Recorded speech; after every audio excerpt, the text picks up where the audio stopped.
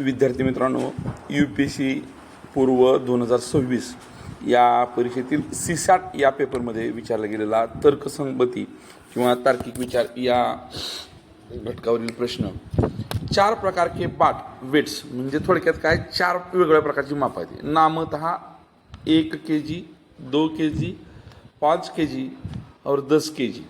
म्हणजे थोडक्यात काय की बाबा 4 प्रकारची माप आहेत. 1 किलोचे एक माप आहे, 2 किलोचे काय, 5 किलोचे काय आणि 10 किलोचे माप. यदि मापते समय कम से कम 8 म्हणजे कमीत कमी 8 किंतु 11 से अनधिक 1 kg के बाटों का उपयोग किया जाना है. म्हणजे मापताना 1 किलोच्या मापाचा कमीत कमी 8 वेळा म्हणजे 8 वेळा होणं अपेक्षितच आहे आणि जास्तीत जास्त 11 पेक्षा जास्त वेळा तुम्ही वापरू शकत नाही. बाटों का उपयोग किया जाना है तो 20 kg के वजन को अधिकतम कितने भिन्न प्रकार से मापा जा सकता है. आणि त्यासाठी पर्याय दिलेत आपल्याला 7, 8, 9 आणि 10. आपण हा प्रश्न सोडवण्यासाठी प्रयत्न करूया. बघा, आपल्याला काय सांगितलंय, 4 वेगळी माप आहेत आणि ती मापं घेऊन त्यातलं कंपल्सरी 1 किलोचं माप आपल्याला कमीत कमी 8 वेळा वापरायचं आहे.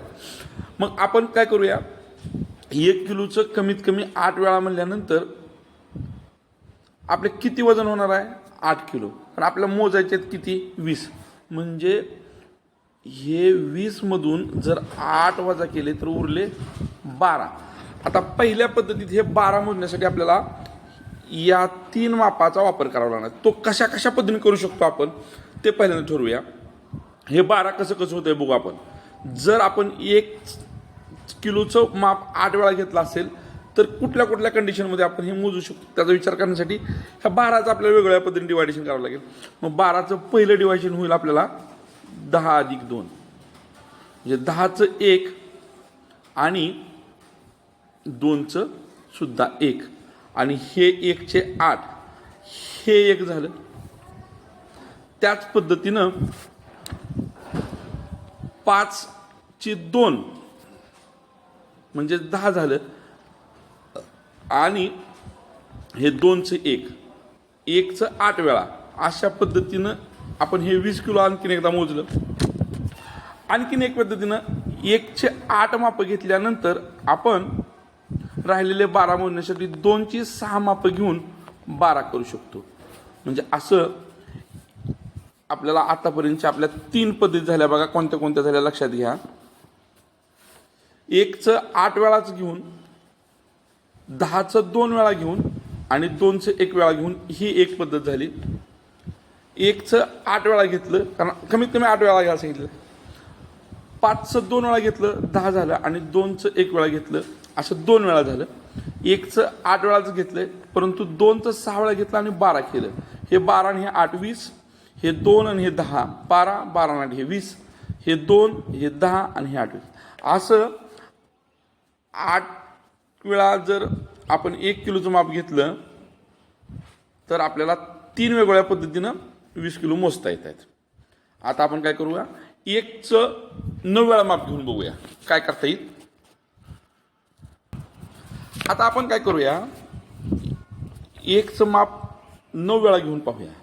1चं माप जर आपण 9 वेळा घेतलं तर आपले 9 किलो झाले आणि मोजायचे राहिले 11. या 11ची फोड आपल्याला ह्या 3 मापात करायची आहे. जर आपण 10 किलोचं एक माप घेतलं तर आता आपण 1चं माप घेऊ शकत नाही, त्यामुळे 10च्या मापाच्या या पद्धतीने वापर होणार नाही. त्याच पद्धतीने 11चं माप करण्यासाठी 5 गुणिले 2 केलं आणि अधिक 1 केलं म्हणजे 5चं 2 वेळा माप घेतलं आणि अधिक 1 केलं, परंतु 1चं वापरू शकत नाही, त्यामुळे या पद्धतीने जमणार नाही. आता आपल्याला 5चं माप आपण 1 वेळा घेतलं आणि हे 2चं माप जर 3 वेळा घेतलं तर आपल्याला 6 आणि हे 5 11 होतील. म्हणजे 1चं माप 9 वेळा घेतलं तर आपल्याला फक्त एकाच पद्धतीमध्ये 20 किलो मोजता येणार आहेत. आता आपण पुढे जाऊया.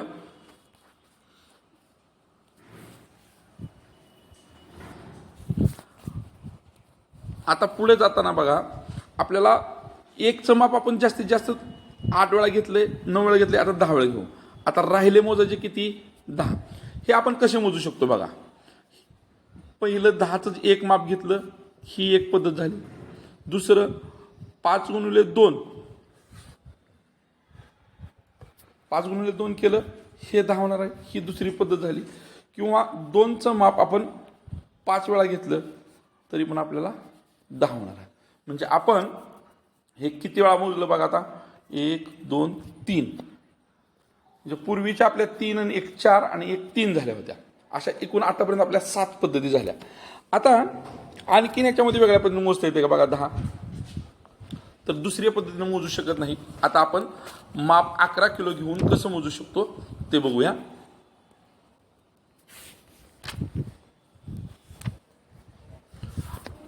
जर आपण 1चं माप 11 वेळा घेतलं तर आपले मोजायचे राहतात 9, आणि ह्या 9ची फोड करायची म्हटलं तर आपल्याला 10चा तर वापर करताच येणार नाही.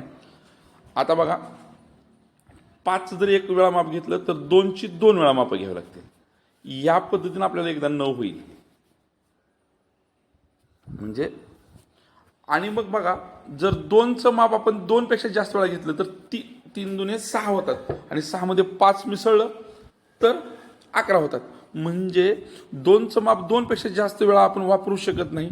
आणि या पद्धतीने मोजल्यानंतर आपल्याला फक्त 11चे 1 किलो घेतल्यानंतर एकच पद्धतीने मोजता येतं. म्हणजे बघा, 3 1 4 1 3 7 आणि 1 8 वेळा आपण वेगवेगळ्या पद्धतीने हे माप मोजू शकतो.